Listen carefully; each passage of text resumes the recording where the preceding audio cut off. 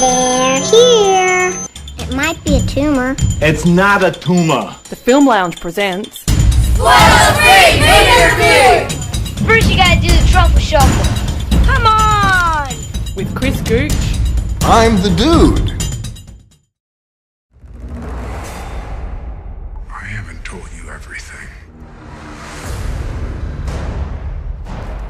The city is ground zero in a war it doesn't even know is happening. And everything will change. This war is bigger than everyone.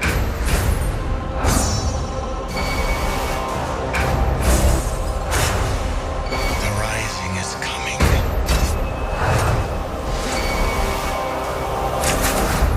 This is a war I need to fight alone. My way.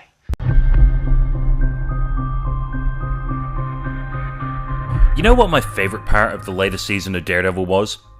Hearing this tune and seeing those hypnotic crimson visuals, knowing that when they were over, I would be seeing brand new content. 13 hours of back-to-back binge watching later, and I had instant buyer's remorse, because I know that I now have to wait another 12 months until I see something new again. Although honestly, it was totally worth it. The Man Without Fear is back for his second season, and Netflix do not disappoint, as they crank up the show all the way up to fucking 11 by being more bloody and more brutal than the last season. With the Kingpin in jail, the other gangs and criminal empires fight to try and gain a monopoly over Hell's Kitchen. Daredevil has managed to keep most of the gangs in check, however, things are about to get a whole lot more complicated with the arrival of the Punisher. A vigilante who would rather put a bad guy in the ground than see them spend 1 second behind bars. The DA's office says the shooter's independent. He's tracking gangs to their home turf and taking them out with military precision. With knowledge and hardware to take out half the city, Hell's Kitchen is about to explode. Borrowing from some of the themes and progressions of Christopher Nolan's Dark Knight trilogy, we can now see that the actions from Season 1 have led to more extreme measures being invited into the world of the series. Maybe we created him. All of us. There's no connection. Season 1 was honestly one of my favourite shows of last year. Admittedly though, I am rather biased because Daredevil is one of my all-time favourite characters, just behind Spider-Man. Thankfully, this season just does everything all the more confidently. Charlie Cox is more confident and comfortable in his role as Matt Murdock and his vigilante alter ego, to the point that sometimes he looks like he's been lifted straight from a John Romita Jr. comic book panel. The fight sequences are even more complex than before, with two new and completely different hallway fight scenes that will leave you completely and utterly slack-jawed come the end of each nail-biting sequence. Of course, it goes without saying that the Punisher is the real standout of the series. Sure, some people may think that he looks like a hick in an army jacket, and admittedly, it did take me a little while to get Shane from The Walking Dead out of my head, but John Berthnell just brings the intensity that makes this the closest realization of the Punisher to date. The show just drip feeds his origin story to us, whilst each episode is elevated by his presence. Whether it be stabbing 100 prisoners with a shiv, blowing a rockmelon-sized hole through a gangster's chest, or taking a power drill to the foot like a champ, or debating Daredevil about his methods that actually makes you want to take his side in an argument, Berthnell just delivers. And Berthnell is Punisher now. Why are you doing this? Because I think you're a half measure. I think you're a man who can't finish the job. I think that you're a coward.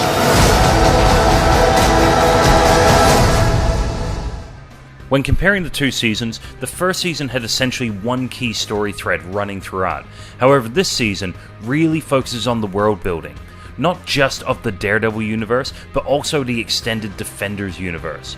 As a result, we have 3 to 4 different storylines running throughout.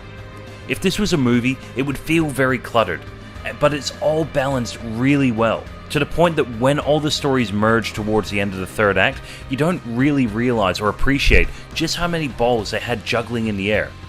However, the one thing that can definitely credit this season for is how well it develops its characters' story arcs, to the point where everyone, main or supporting, are moving in new directions as we head into the third season. The showrunners have confidently set up the third season and the inevitable Punisher spin-off series. Would you believe it if I said I missed you? No. I need your help, Matthew. You're the only person I can trust. Oh, sweetheart. You don't break into my house and then talk to me about trust. I always felt the first season was pretty much perfect, and even though season 2 is an incredible step up from its debut, it isn't perfect this time. Without giving too much away, there were one or two loose ends that really should have been tied up by the end of this season.